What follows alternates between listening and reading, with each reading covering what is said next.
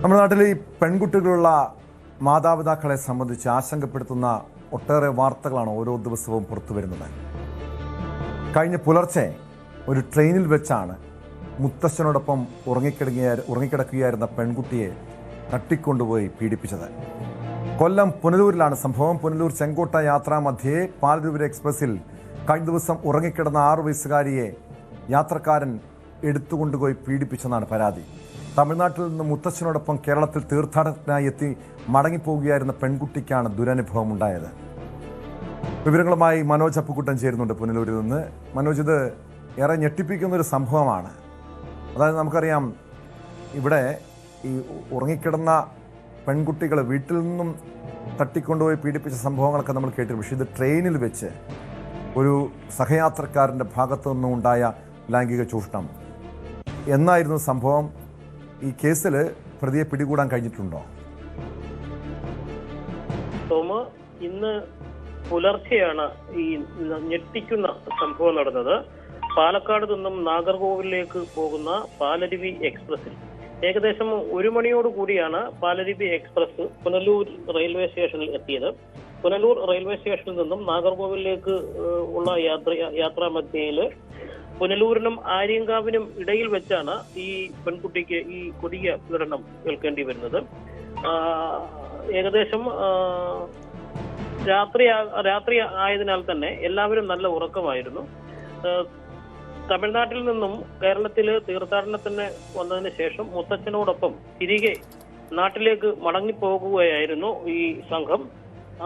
ട്രെയിനിലെ കമ്പാർട്ട്മെന്റിനുള്ളിൽ തറയില് തുണി വിരിച്ച് കുട്ടിയെ അവിടെ ഉറങ്ങാൻ കിടത്തിയിരിക്കുകയായിരുന്നു മുത്തച്ഛൻ. കുട്ടി അവിടെ ഉറങ്ങുക, എല്ലാവരും നല്ല ഉറക്കത്തിലായിരുന്നു. ഈ സമയത്താണ് ഈ കൊല്ലം സ്വദേശിയായ കൊല്ലം അയത്തിൽ വടക്കേവിള വില്ലേജിൽ പുളിയത്തുമുക്കിൽ ആനത്തറ വടക്കേതിൽ 40 വയസ്സുള്ള സാനിഷ് എന്ന ഈ പ്രതി ഈ കുട്ടിയെ ഉറങ്ങിക്കിടന്ന സ്ഥലത്തു നിന്നും എടുത്തുകൊണ്ടുപോയി പീഡിപ്പിക്കുന്നത്. ഇത് ഒരു യാത്രക്കാർ കാണുകയും ഈ സംഭവങ്ങൾ മൊബൈലിൽ ചിത്രീകരിക്കുകയും പോലീസിൽ കൃത്യമായി വിവരം ധരിപ്പിക്കുകയും ചെയ്തതുകൊണ്ടാണ് ഈ പ്രതിയെ പിടികൂടാൻ സാധിക്കുന്നത്. ഏകദേശം ആര്യങ്കാവിൽ റെയിൽവേ സ്റ്റേഷനിൽ എത്തുമ്പോഴേക്കായിരുന്നു സംഭവം. ഉടൻ തന്നെ കൃത്യമായ ഇൻഫർമേഷൻ ഈ യാത്രക്കാർ ട്രെയിനിലുണ്ടായിരുന്ന പോലീസിന് നൽകുകയും ഭഗവതിപുരം പോലീസ് സ്റ്റേഷനിൽ വെച്ച് ഇവര് ഈ പ്രതിയെ ട്രേസ് ചെയ്യുകയും ചെങ്കോട്ടയിൽ വെച്ച് ഈ പ്രതിയെ പിടികൂടുകയും ചെയ്തു. പുനലൂർ റെയിൽവേ സ്റ്റേഷനിൽ ഇപ്പോൾ കൊണ്ടുവന്നിട്ടുണ്ട്. ചോദ്യം ചെയ്യലിൽ പ്രതി കുറ്റസമ്മതം നടത്തിയിട്ടുണ്ട്. കുട്ടിയെ മെഡിക്കൽ പരിശോധനയ്ക്കായി പുനലൂരിലേക്ക് എത്തിച്ചിട്ടുണ്ട്. ഈ പ്രതിയെ കോടതിയിൽ ഹാജരാക്കി ക്രിമിനൽ പശ്ചാത്തലമുള്ള വ്യക്തിയാണോ ഈ പ്രതി? ഇതിനു മുൻപ് ഏതെങ്കിലും കേസുകളിൽ പെട്ടിട്ടുണ്ടോ? ഒരു 6 വയസ്സുള്ള പെൺകുട്ടിയോട് പോലും ലൈംഗിക ചൂഷണം കാണിക്കണമെങ്കിൽ ഒരു ലൈംഗിക വൈകൃതമുള്ള വ്യക്തി ആയിരിക്കണം. എന്താണ് ഇയാളുടെ ഒരു പശ്ചാത്തലം? എന്താണ് പോലീസ് എന്താണ് പറയുന്നത്? മനോജ്, പോലീസ് നടത്തിയ പരിശോധനയിൽ ഈ ലൈംഗിക അതിക്രമ കേസ് ഇതുവരെയും ഇതിനെതിരെ ചുമത്തിയിട്ടില്ല എന്നാണ് പോലീസിന്റെ ഭാഗത്തു നിന്ന് ലഭിച്ച മറുപടി. മറ്റ് അടിപിടി ഉൾപ്പെടെ കൊലപാതക ശ്രമം ഉൾപ്പെടെയുള്ള കേസുകളിൽ ഇദ്ദേഹം പ്രതിയാണ്. മറ്റ് നിരവധി സ്റ്റേഷനുകളിൽ പ്രതിയാണ്. ഒരു ക്രിമിനൽ പശ്ചാത്തലമുള്ള ആളാണ്. പക്ഷേ ഈ ലൈംഗിക അതിക്രമ കേസുകൾ ഇതുവരെയും ഇദ്ദേഹത്തിന്റെ പേരിൽ ഒരു സ്റ്റേഷനിൽ റിപ്പോർട്ട് ചെയ്തിട്ടില്ല.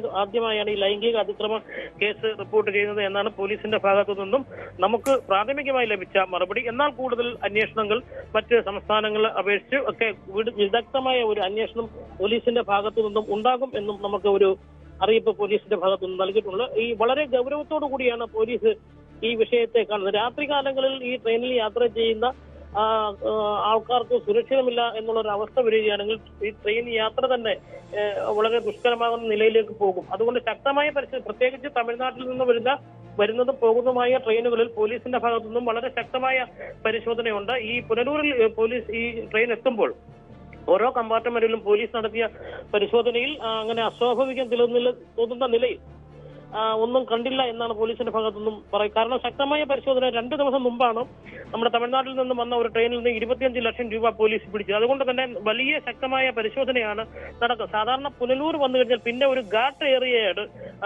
ഇടമൺ മുതൽ അങ്ങോട്ട് ആര്യങ്കാവ് തമിഴ്നാട് വരെ വളരെ വനത്തിനുള്ളിൽ കൂടി പോകുന്ന ഏരിയ, തുരങ്കങ്ങളും ഒക്കെ ഉള്ള ഏരിയ ആയതുകൊണ്ട് വലിയ പുനലൂർ വരെയാണ് വലിയ പരിശോധന നടക്കുക. പിന്നെ ഇത്രയും വലിയ പരിശോധനകൾ നടക്കാൻ സാധ്യത കുറവുള്ള സ്ഥലമാണ്. ഇതുകൂടി കണക്കിലെടുത്തുകൊണ്ടാകണം ഇത്തരം ഒരു കൃത്യത്തിൽ ഈ പ്രതി ഏർപ്പെട്ടത്. പ്രതി എന്തായാലും ആദ്യമായി ഈ തമിഴ്നാട് യാത്ര ചെയ്യുന്ന ആളല്ല എന്ന് വേണം നമുക്ക് മനസ്സിലാക്കുവാൻ.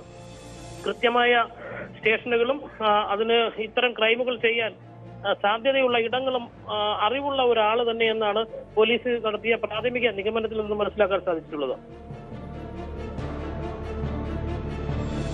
യെസ്, വ്യക്തമാണ്. മനോജ് അപ്പുക്കുട്ടനാണ് പുനലൂരിൽ നിന്നും വിവരങ്ങൾ നൽകിയത്.